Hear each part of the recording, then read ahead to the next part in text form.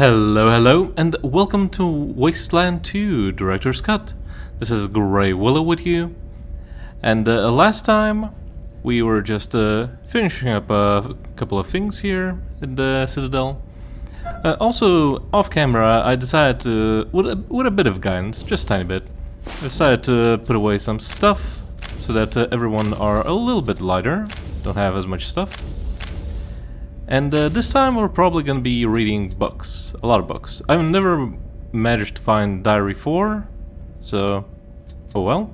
And as you can see, I did put away some stuff that I probably didn't need at this point. So, let us begin with reading something that we actually can. Anger Management for Angry Managers. I don't think I ever read this one, so let's begin. Anger Management for Angry Managers. Congratulations, reader! What you hold in your hands will not just solve your problems, but the problems of all people around you. That's right! Stop and think about it. Look to your left. Now look to your right. Who close to you have you not hurt with your anger? Now go to the mirror and look into it. Really look. Because no matter what, no one's been hurt by you more than you. But this book has your answers. Do try this at home. How do I know I am an angry manager? Shout at employees at least once a day. Never allow anyone an extra second in their lunch break. Fire more people than you hire. Have a hard time compromising. Notice people go real quiet when you walk into the room. Scrawl in the margins. Sick your dogs on your men? You may very well be an angry manager. So what should I do? First and foremost, pay attention to the signs of anger as they appear. Knots in stomach, clenching hands, seeing red, tensing up of the body. These are all warning signs that you may come well before your anger actually expresses itself. This is the time to stop yourself before your anger affects others and yourself. So how to help yourself help others? Here are our top 10 tips for anger management. Number 1. Think before you speak. What are you about to say? And how will it affect people around you? Give yourselves a few seconds to figure this out. Number 2. Get some exercise. A brisk walk around the block or a quick run will do wonders for your equanimity, I think. I'm not sure. Anyway, number 3. Take a time out. It's not just for kids. Put yourself in a corner for a while. Number 4. Focus on the physical sensation of anger. Focus on the way it's making you feel, and this will actually put your mind at ease. Number 5. Stretch, roll, or massage physical points of tension, especially after doing number 4. Number 6. Dance to the music. Put on your favorite jams and just move the anger away. Number 7. Use humor to release tension. The right joke at the right time helps cool everybody down.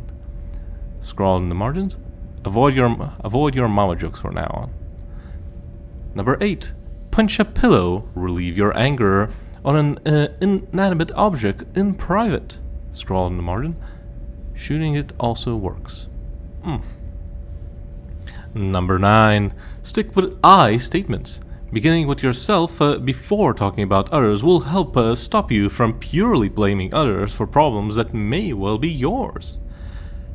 Number 10. Count to 10. And there you go! It's really that simple. With these 10 easy steps, you are guaranteed to never have issues with anger again. You'll find yourself happier and more relaxed boss. And your employees happier and more productive. Other books in the series: How to Lead a Seminar Without a Stutter, Grow a Spine, A Guide for Weak Managers, Office Romance, When Is It Okay? Note: results not actually guaranteed. Well, that was a thing I suppose. Not very useful, but oh well.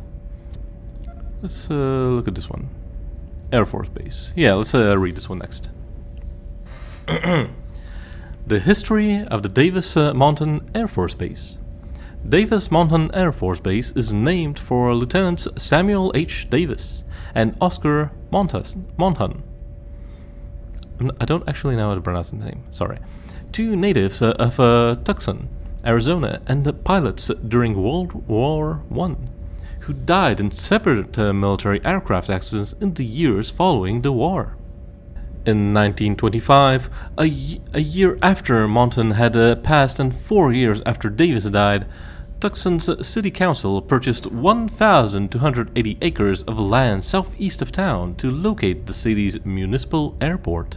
Construction was completed in 1927, and the world-famous aviator Charles Lindbergh formally dedicated the site in honor of the two deceased airmen.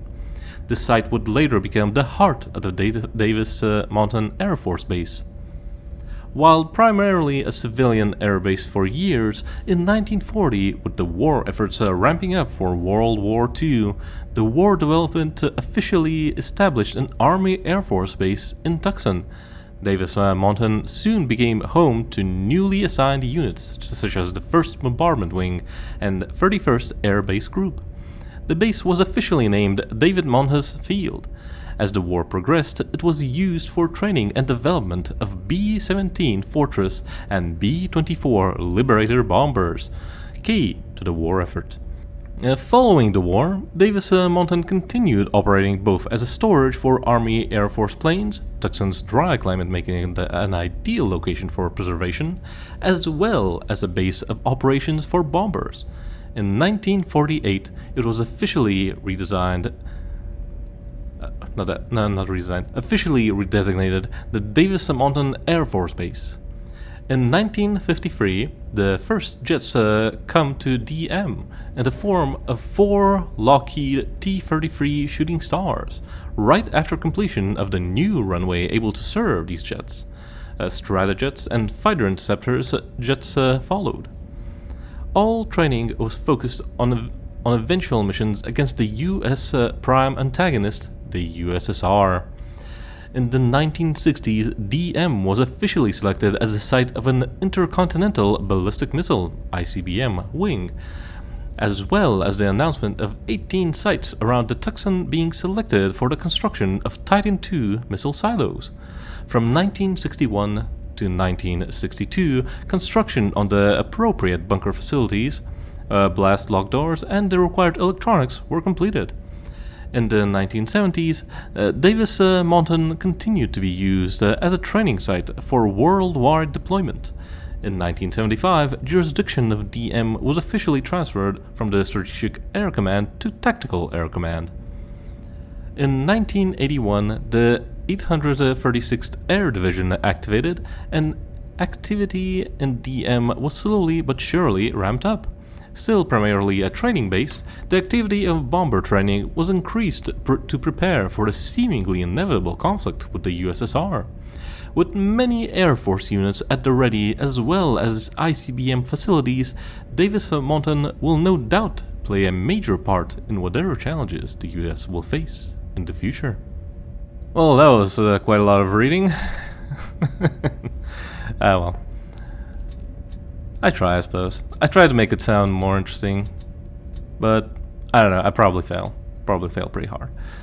Anyway, Farmer Diary. Should I read this one first? You know what, let's leave this for last.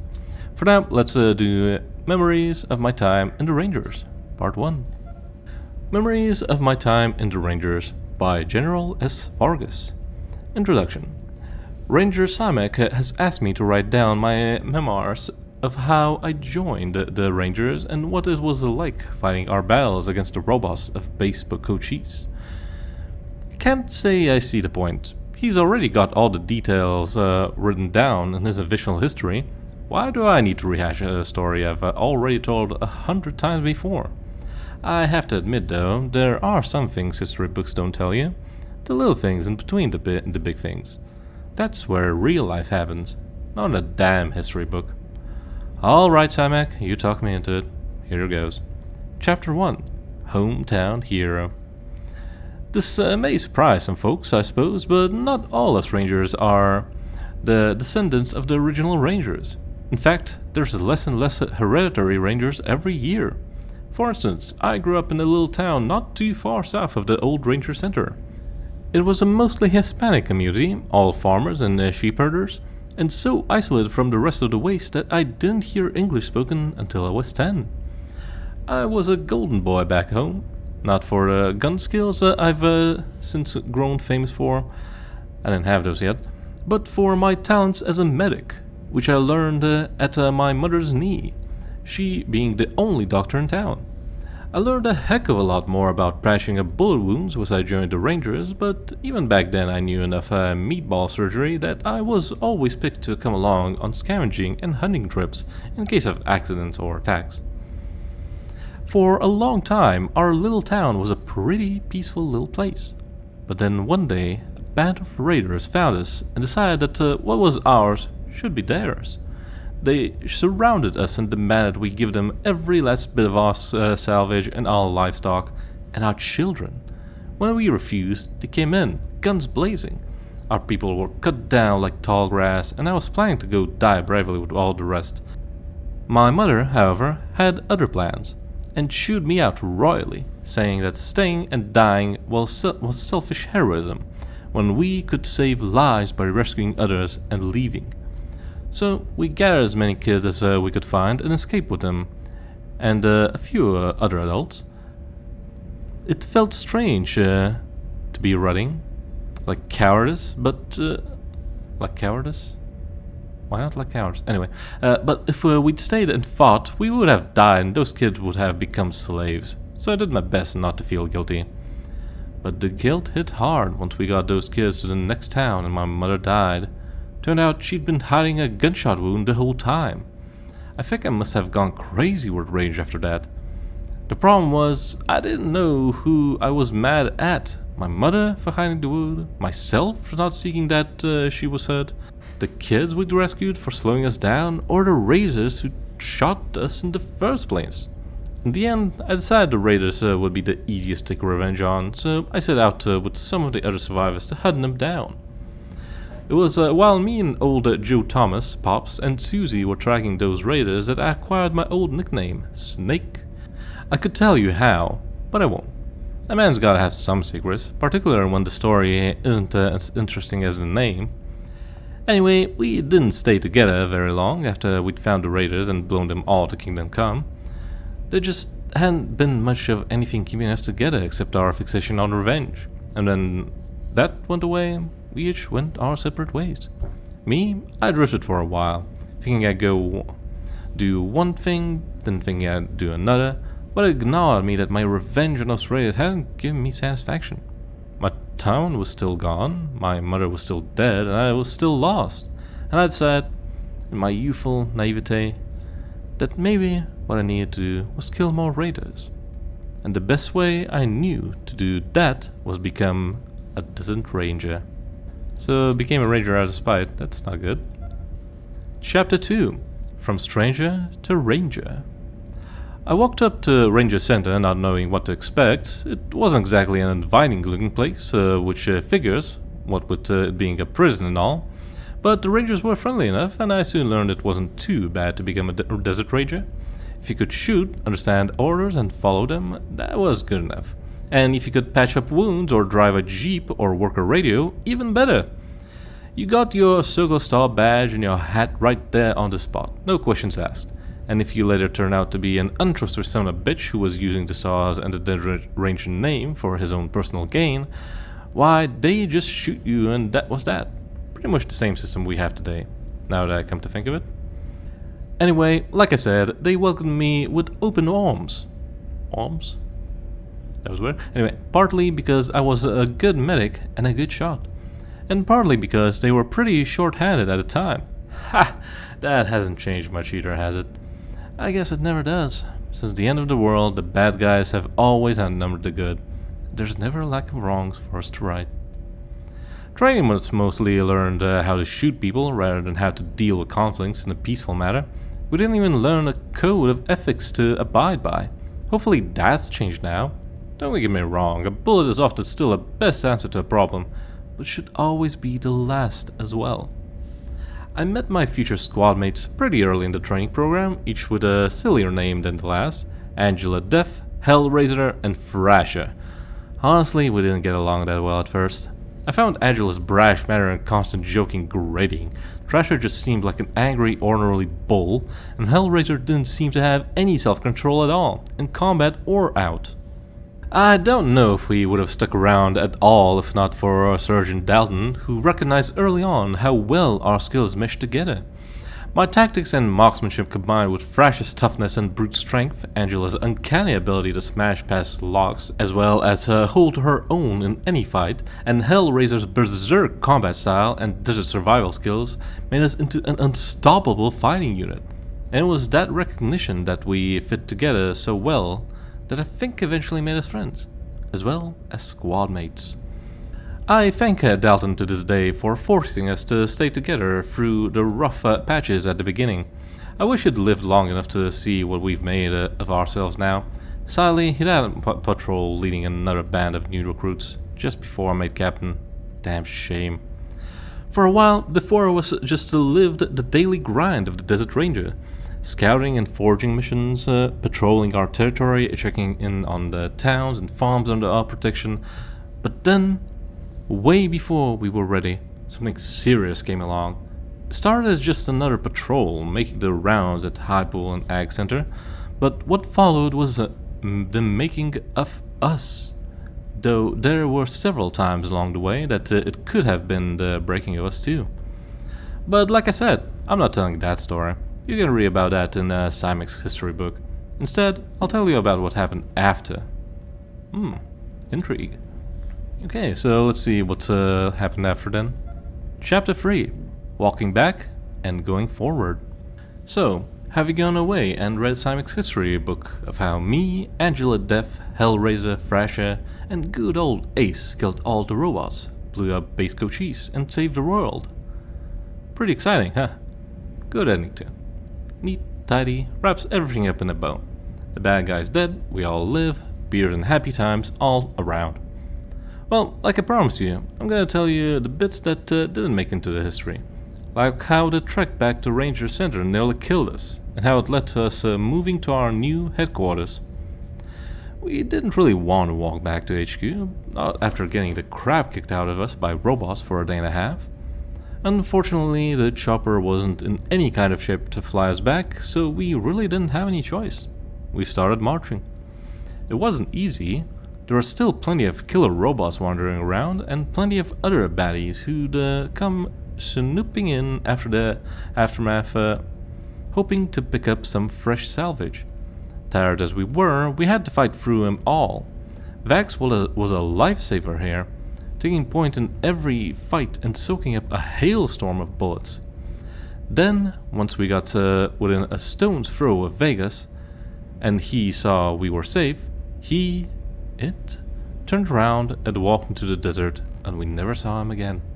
Damn shame. Only robot ever liked. In Vegas, we rested and restocked Faran Brugo's place. He welcomed us with open arms, and why shouldn't he have? Now that we'd taken care of his cyborg problem for him, the last real obstacle to him crowning himself King of Vegas was gone. We'd smoothed the road for him, and he was grateful. At the same time, even as we rested and celebrated with him and his men, it was clear that he would eventually come into conflict.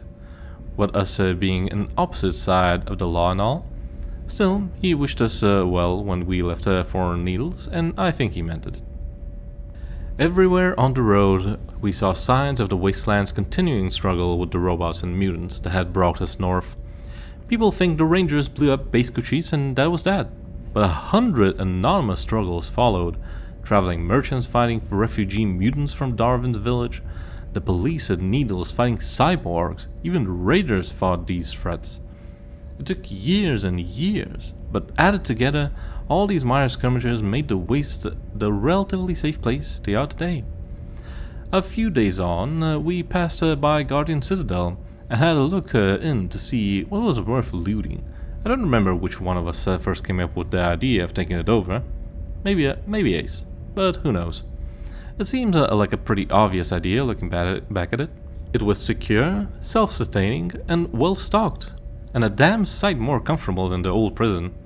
What's more could a ranger want? Our return home was not exactly the beer and sausage affairs you might have expected. I won't deny our destruction of the base Cochise was key winning the robot war, but as I said before, it was far from the only battle in that war. Nor were the robots the only threat we were facing at that time. There were also Finster's mutant nightmares, some of which had actually managed to breach the wall of a ranger ascender, leaving many of our brave brothers and sisters dead, so it was a pretty sober homecoming. It also seemed to me like a proof that the Rangers urgently needed to move to a more secure location, and so I went General Surgru and told him of Ace's idea to move into the Guardian Citadel. Unfortunately, though he was a good man and a solid, dependable leader, he was not exactly a visionary, and though I did my best to point out all the advantages of the plan, he refused, saying the times were too unstable and a hasty move was too risky. Angela, Ace, and I kicked up a ruckus like the young hawkheads we were, but the old man wouldn't budge, and so did the Rangers. Finally, however, time and age did what youth and impatience could not, and General Surgra retired. In the meantime, I've been climbing the ranks and taking on more and more responsibility, and when he finally stepped down, I stepped in to take his place. We treated the old man with the respect he was due, but didn't wait too long before organizing a move to what is now Ranger Citadel. And I don't think anyone can question the decision now that we're here. We are now more secure, better positioned, and stronger than we ever were before. Okay, Simac, I'm done. It might have been boring. There may not have been enough fighting, but that's what real life is like. It might not be interesting, but there's always more to a story than just they won and then moved to a new home. Yeah, that's true. History doesn't really care too much about details, only about the big things happening. So, in that respect, yeah. And lastly, we do have Farmer Diaries. I was never able to find part 2. I thought it was patched for part 3. Apparently it's part 2. In any case, let's look it up. Okay, Farmer's Diary. This appears to be the diary of a local farmer. It spans many years. Some of it is written in illegible scrawls, and some pages are missing or so smudged as to be unreadable. But flipping through it, you find good readable chunks. Fished a great price for our corn today. The Rangers have been recruiting heavily, so no wonder they needed more food supplies than usual. It took a bit of haggling with the old stickler of the quartermaster, but I got a good load of scrap and even some new tools. Took a look at the new recruits. Not much to look at. Hope they can whip them into shape. I know some of their boring duties will include guarding our farm. Better do a good job. Tabby and I celebrated 5 years in our new home. Still, best decision I ever made. Ground here is tougher and the beasties more dangerous, but I don't rightly think I ever appreciated what a difference peace makes. I can wake up with no worries of raiders appearing in our doorstep. Even 5 years in, that's an odd feeling. This young gun assigned to us keeps insisting we refer to him by some silly-ass nickname. Where's me Finn, but the wife's taking a shine to him. Treats him like just another one of the boys. And fair's fair. He even given a hand around the farm when he has time. That sounds nice. Okay, and the first thing is the same. Yeah, without part 2, this definitely does not make as much sense. Oh well. A synth came home with more rumors that the Rangers were leaving. Spent the evening talking it over with the entire household, but despite it all, we know we can't leave even if worst come to worst. Hope it's all just rumors. Traveled down to the center today to watch the Rangers' final supply carts leave. Heard some boos from unhappy farmers. Felt like joining them, but I don't know. What did they owe us, really? And besides, how bad can things get now? Sure, the Rangers are gone, but so are most threats. The farms are unified under common goals. We'll keep an eye on the old prison. Band together against any raiders. There's too many of us for them to kick up any real trouble. I'm feeling good about the future. The prison still stands abandoned, but for a few junky squatters. I was talking to Farmer John's daughter just the other day. Fool girl didn't take kindly to me calling her dad a fool, but she knows I'm right. He and all his doom saying about the prison being our doom, even talking about demolishing it. Demolish it? What? A few raiders been harassing Hamilton's farm out east, but the young folk got a posse together and caught every single last one of them and strung them up along the highway. That'll keep the bad news away for longer. A significant part of the journal is missing after this entry, torn out roughly. That cannot be good. Not many of us left now. Sin started keeping score, as he calls it, and a while ago. Makes me want to hurl looking at his map. Red markings on every farm lost to raiding parties. John's farm was burned down just last night, though I hear he and his daughter got out. I dearly hope so. I look at my young girls and I don't even know what to do. Would they be safer if I sent them away? Raiders hit our farm again. We put up our guns after seeing their numbers, hit the girls, and thanks to that they let us live. But it was a close call. Don't know what I'd do if they'd found them. They left with about half our harvest and almost all our tools. Going to melt them down for weapons, I guess. Plowshares, swords, or whatever. I'm just glad we're alive. Don't know how we'll survive the winter though. Let alone next summer. A miracle. That's what it is. A miracle. Some men showed up on our doorstep with our tools. Our own tools. The men looked like raiders to me, but they called themselves a militia. They were scorpions or something. I don't care if they call themselves the upside-down frog army. I couldn't stop thanking them or smiling at their abashed looks as my wife kept hugging him. They also gave us some foodstuffs to get over the winter and let us know they'd kick the old chain gang out of the prison. What a relief that is. They didn't like it when I called them the New Rangers, though I meant it as a compliment. Yeah, I suppose they wouldn't really like being called Rangers. But who knows, who knows. And there's all the books that we had. And that's it. There's all the books. Back in the vault. So, I don't really know what else I can do for this video, in all honesty. Okay, interesting. It says that we can bring up to 10 team members. Okay. 1, 2, 3, 4, 5, 6, 7. I know this guy's here, so that's 8. Who else am I missing? Probably a couple people. Though, now that I think about it, I think I know where I could find a couple of them. In fact, let me do so right now. Just before I do that, let's put a few of these things away. I will be coming for him soon.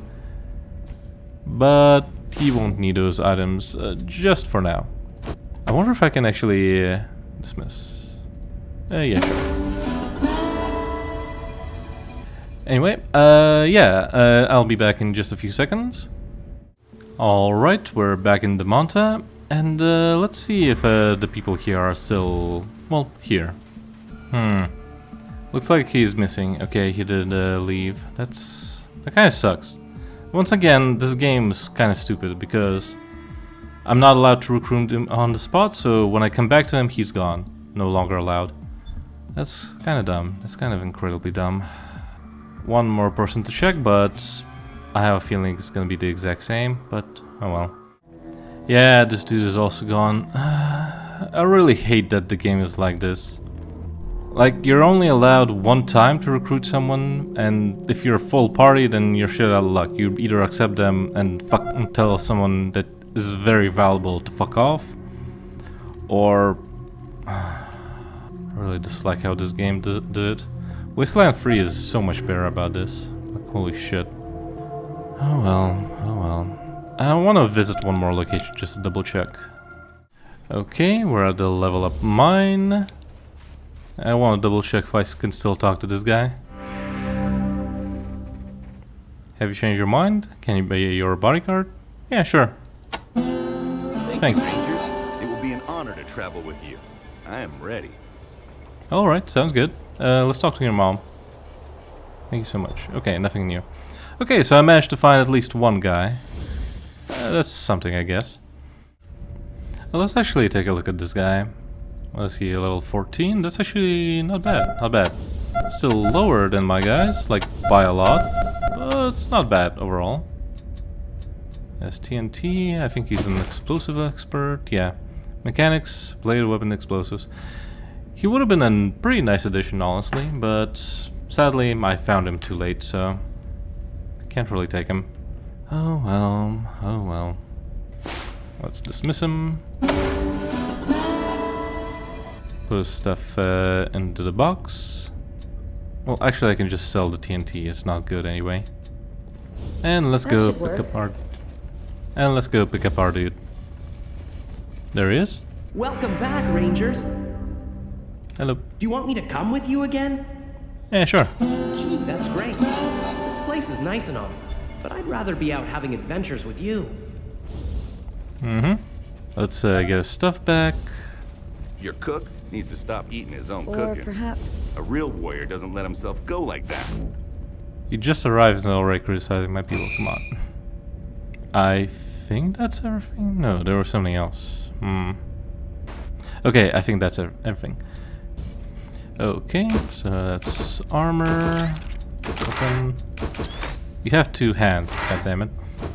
Can do that, and yeah, that's everything. Okay, cool. So Rafley is back in action, and yeah, I guess that's everything.